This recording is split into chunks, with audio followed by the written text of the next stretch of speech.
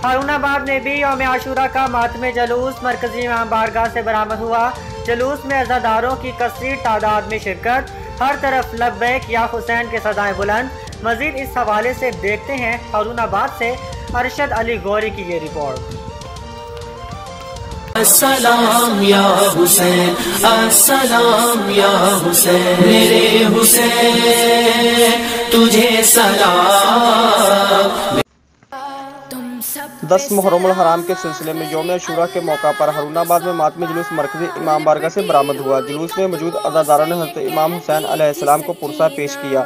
मातमी जुलूस अपने कदीमी और रवायती रास्ते से होते हुए सिद्दीक़ अकबर चौक पहुंचा, जहां जुलूस में मौजूद अज़ादारों ने नमाज़ ज़ोहरैन अदा की, जिसके बाद मजलिस अज़ा का इनकाद किया गया, जिसमें ज़ाकिरीन ने शुरका जुलूस से खिताब करते हुए शान अहले बैत और मैदान करबला में इमाम हुसैन अलैहिस्सलाम और उनके साथियों की कुर्बानियों का तफसीली जिक्र किया। ज़ाकिरीन ने फ़लसफ़ा शहीद करबला पर रोशनी डालते हुए कहा कि हज़रत इमाम हुसैन अलैहिस्सलाम पूरी इंसानियत के मोहसन हैं और दीन मुस्तफ़ा की बका इन्हीं की कुर्बानियों का समर है।